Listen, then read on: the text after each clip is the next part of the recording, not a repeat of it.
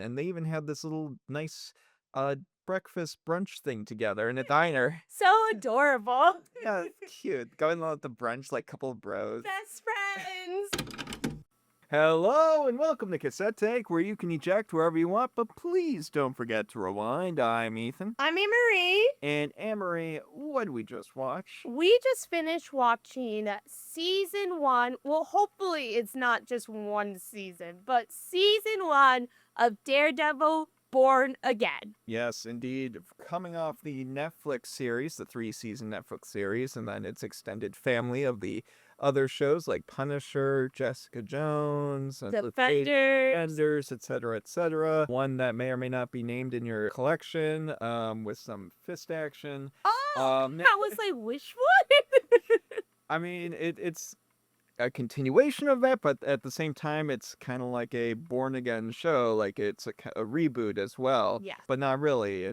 Again, more at heart, probably more of a continuation than anything else. Yeah, if anything, this definitely felt like a season 4 and not a season 1 of a brand new show. Yes, and regardless with where you're at in it, whether you're starting the Netflix series and jumping into it from that, or this is your first introduction to the Daredevil character, this review is going to contain a great many spoilers. Yes, so we just finished it, so you've been warned, basically. Yeah, and again, if you for some reason have not seen it and you want to be a little weirdo and watch it and listen to this podcast anyway without watching it first and, getting spoiled away, you are forever going to be called out on that, and please get a life. Get some help.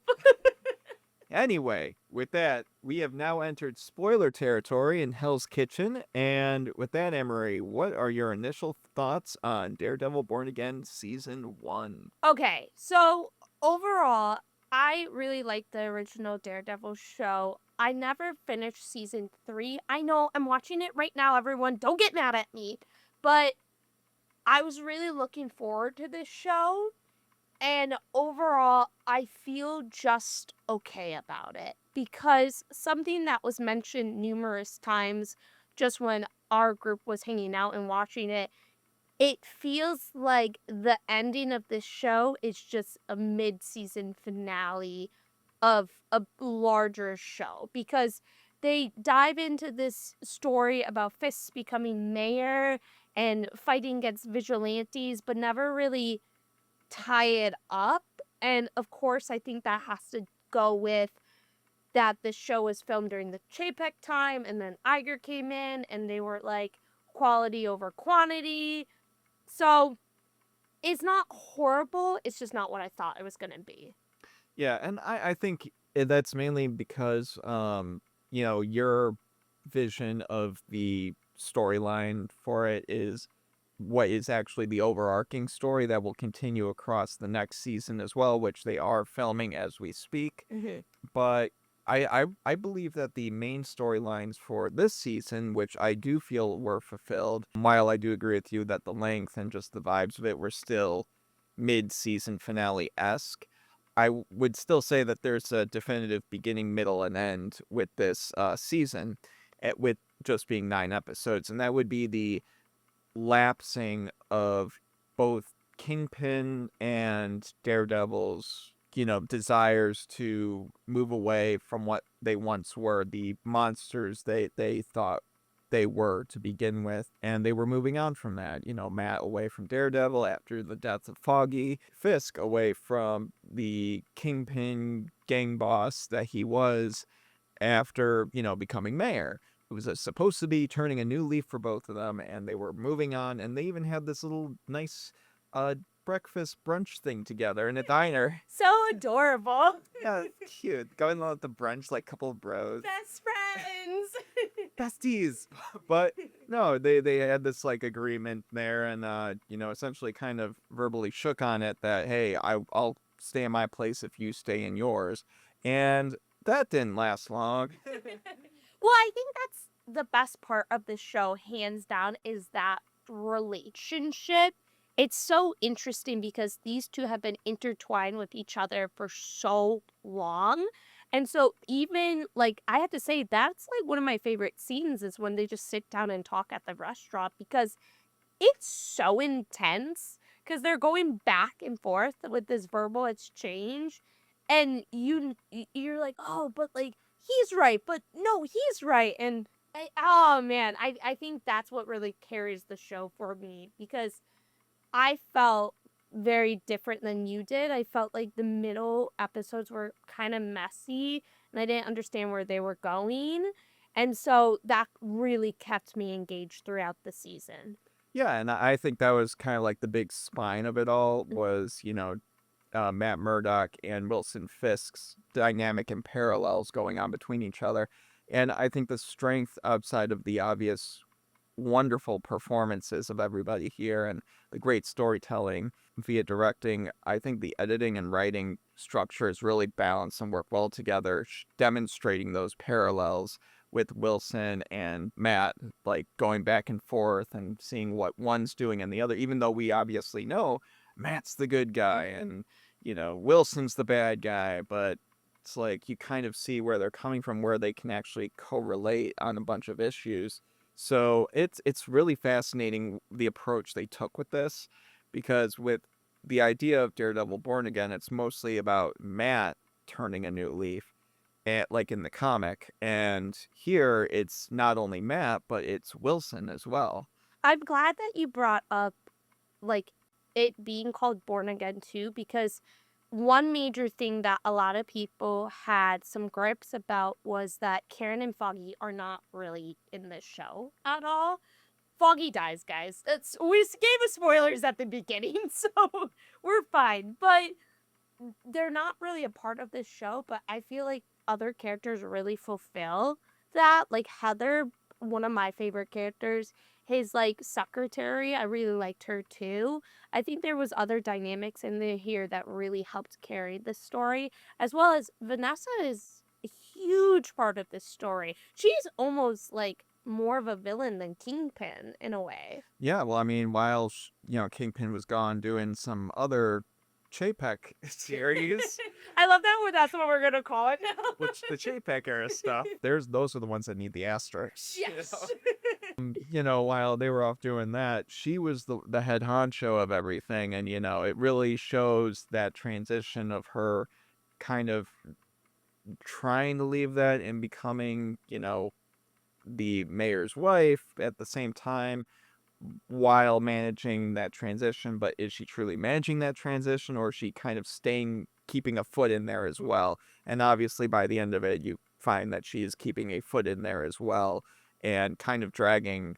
It's kind of like the other way around, where she's dragging Wilson back into that world more so than the other way around. Yeah. Oh, I just loved her character. Like the female characters are written very strongly in this, and that's something that I really appreciated because to be honest, I have never been a huge fan of Karen. I know some people love her in the original show, but I really felt like the female characters really stood out this season for sure. Yeah. Yeah. Something else I found interesting was like a lot of people brought up saying, "Oh, this Born Again doesn't go into Matt's Catholic faith like it did in the previous seasons as well," and that was like a big thing for me.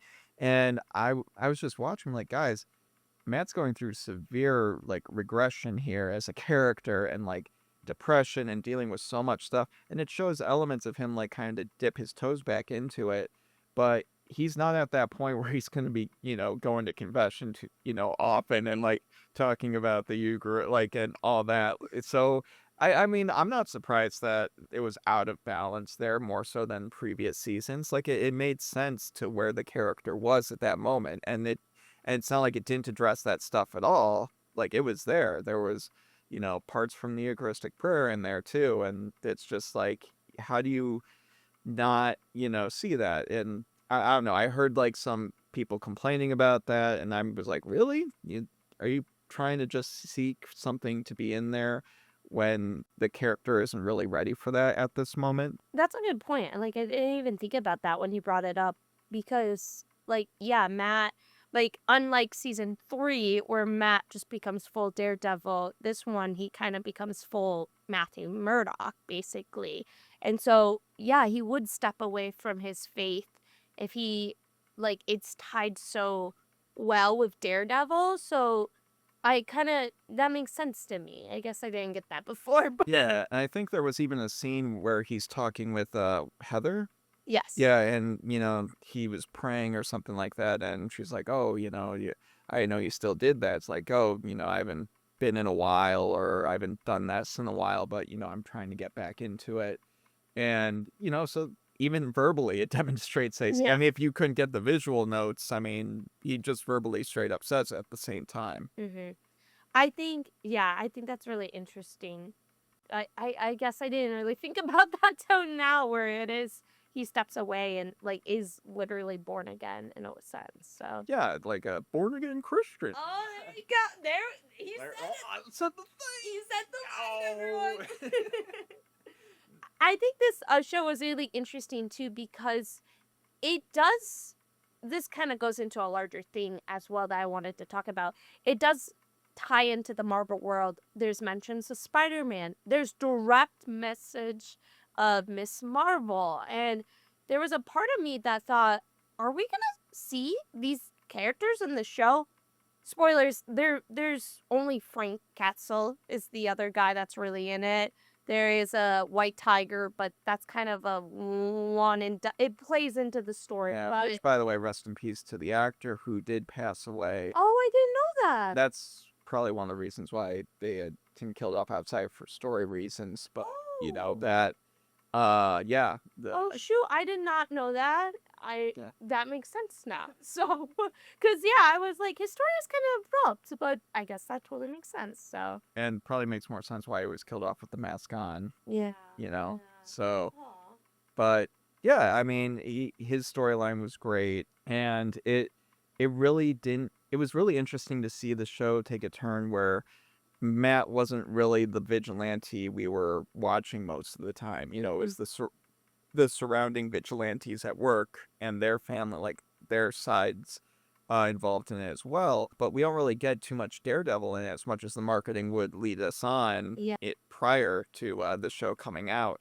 So that was very interesting. I wouldn't be too surprised if there was a decent amount of the audience that was feel a little bit let down by the show for that. Well, I felt let down because I really thought we were gonna get like full on Daredevil, and we really didn't get that to the last two episodes. And so, I think that's where the marketing I'm disappointed in because I feel like it wasn't marketed right in a sense. But I'm glad this is something that we can talk about with season 2. I'm glad we didn't see like the Defenders come in because I really wanted it just to be Matt, and I'm fine with like Punisher coming in. I didn't want this to be the Defenders. I wanted this to be Matt Murdock's show, basically. Yeah, and I think this is just like this introduction into it, and then I'm sure we're gonna get I'm sure they're coming. I mean, when at the end he's like, "Oh, we're gonna need an army," it's like We need a team. we need a Hulk. No, not quite that level. Can you imagine? The budget, but Skyrocket. no, but it's just a matter of, I think, just guiding the audience back into that world of Hell's Kitchen and like the street level heroes of New York that we're all used to, and bring them back from Netflix to this MCU Disney verse that they're now kind of really trying to settle down here. Mm-hmm. One question I have for you, Ethan, is I put out a reel recently talking about how I did not want Matt Murdock in Avengers Doomsday. Mm. I really think what Disney should do is create a TV universe and a movie universe. So when Avengers Doomsday is happening, you have these lower level heroes like Daredevil, like Miss Marvel, like Moon Knight fighting their own battle in TV land. And then you have Avengers Doomsday on the big screen. Is that something that you think would happen? Do you think they would keep these two worlds separate? Or do you think it's too the money's too big not to have the Defenders and Avengers Doomsday?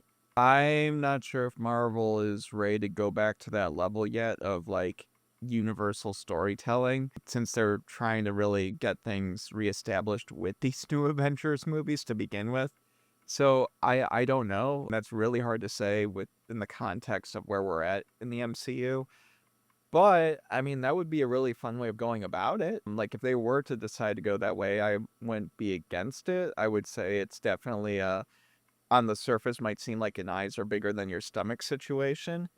But if you can do it and then make sure everyone's on the same page and focus on the quantity or quality over quantity, I'd say go for it. Absolutely. However, I think they're more likely to kind of maybe bring these characters as little smaller cameos in these movies that will that might be there, and you might see him throwing a punch here and there, like against a wild Doombot or something like that, or depending on how they go about the whole Secret Wars battle planet, battle world situation, and how that world is set up, and what characters are what, and all that. We'll have to see and how that evolves. But maybe they just want to keep it to themselves and just like say, okay, this is just a completely different thing that is just to itself for the moment. And yes, all this other stuff is going on, but this is TV land. Yeah, like kind of how Agents of S.H.I.E.L.D. was. I know not everyone likes that show. I agree, it's bumpy, but of S.H.I.E.L.D.'s dealt with like the aftermath of Avengers and then I believe even Age of Ultron as well. And so I think Kevin Feige basically just needs to clone himself and then he can run the TV universe and the movie universe and we'll be fine. But There you go. who knows? But yeah, I think we're both on the same page where we're like, cameo's great. Come in, punch Doombot in the face, get out. Yeah, I mean, and the thing is with Battle World is you don't even really get the original versions of those characters most of the time, with the exception of a few of them. I mean, we might see them at the end of Doomsday where, it's that whole beginning of Secret Wars where everyone is like kind of coming together and like, fighting, and not every hero survives that in the end. So it might be more like that, where that happens in the movie, and then depending on how the MCU reboots itself after Secret Wars, because that's the big thing that has me a little confused as to how you could do like, oh yeah, this is going on, and then eventually it's not like the snap, right? Where Yeah. you have half of humanity go away and then come back suddenly. You can work around that and mention it in passing. Here in the end of Secret Wars, I mean, spoiler alert for Secret Wars, the comic, most of that world doesn't remember what happened other than a couple of people. So, I mean, it's just kind of like but like everything's kind of merged and changed. Yeah. So, do you even get those same characters again? Yeah, I think Kevin Feige has a checklist and he's going down and be like, all right, let's see who we're gonna keep, who we're gonna get rid of. And Yeah.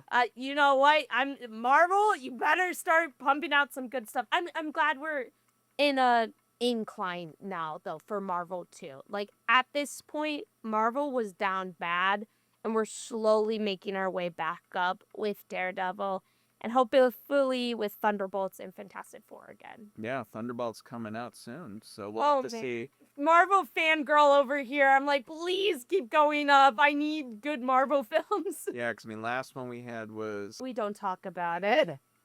Captain America. Captain America. Yeah, but gosh, this one being the first real Marvel movie back with in the Iger era of things where quality is over quantity. It's got me a lot more excited to go to the theaters to see a Marvel movie. Mm-hmm. So I'm glad that the next big, Disney release is not just a re-release of Star Wars Episode 3. I'm just glad we also are getting good Marvel TV shows as well. Yeah. Like Daredevil is in the right path. We're going back to the where we need to be. So Yeah, and same with us. Getting back to that review, we went on quite a tangent there with the Secors. But yeah, no, I just find that interesting, the idea of doing like how they would go about doing that, where the TV world and the your film world coincide, or do they coincide? I don't know. It'd be very curious. Yeah. All I know is Daredevil Born Again, fairly good, and I think can only go up from here when we get our season 2. Who knows? Hopefully early next year.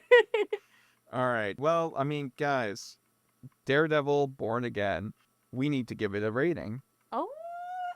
So, Annmarie, out of 10 good cups of coffee, Good cups of coffee. if you've seen the show, you will understand. Out of 10 good cups of coffee, how many would you give Daredevil Born Again out of 10? I gotta give it a solid 8. I think the show is in the right direction for Marvel. I think it has so much potential. And I hate to rate something just based off potential, but I can see where they're going. And I think it's a really, really good thing to set up this criminal world for Daredevil and even other superheroes as well. And really, the actors carry it for me. Like, Kingpin is awesome. Matt Murdock's awesome. Heather is awesome. There's so many good things in here. Was it messy in the middle? I would have to say yes, but I think the last 2 episodes really, really did wonders for the show. So 8 out of 10. Yeah, I'm actually surprised you gave it that high of a rating based on how you were talking about it, but because I would actually, from my perspective, give it an 8 out of 10, but like for the other reasons. Like I do think that there are some, resolutions that weren't quite resolved here that I felt should have been resolved in the first season. But obviously we're gonna see that resolved later on. But I felt like what they needed to tell in the first season for the most part was told well. Maybe towards the end they relied a little too much on the found footage style of things to kind of give you a feel of what's going on in New York at that final moment. But again, that's probably victim to the everything with the reshoots and like bringing everything from the ground up again for Daredevil Born Again. So I don't blame anyone in that case. But in the grand scheme of things, I think this really worked. I really enjoyed it through and through, and I would have to give it an 8, maybe even 8.5 out of 10. There we go. So good cups of coffee. Yay! But yeah, guys, Daredevil Born Again Season 1. We just finished watching it. What do you guys think of it? Have you watched it? Or are you one of those weirdos that started jumping into this podcast, listening to it all the way through, spoilers and all? You weirdo. We're not going to let that go. But hey, guys, let us know your takes on our tapes in the comments down below. We want to hear what you think about this show and where you think it's going. Especially, I think it's really interesting what Annmarie brought up, and I wasn't even thinking about that, of how they're going to handle that balancing act between the television side and the film side of things. It's obviously not as easy as the snap, but, it's going to be a big change coming up with Secret Wars and Doomsday. Oh, yeah. So, hey, again, let us know your takes on our tapes in those comments down below. And with that, Annmarie, I think that about does it. Let's wrap it. All right, we're wrapping it up here, guys. So thank you again for joining us on this episode of Cassette Take. We hope you enjoyed it. Don't forget to like, comment, subscribe, all the good buttons and stuff you can poke and prod below and above, wherever they may be, on whatever platform you're watching. But again, thank you for joining us here. We hope you haven't ejected thus far into the podcast. Whether you have or haven't, please don't forget to rewind. I've been Ethan. I'm Annmarie. And have a great day.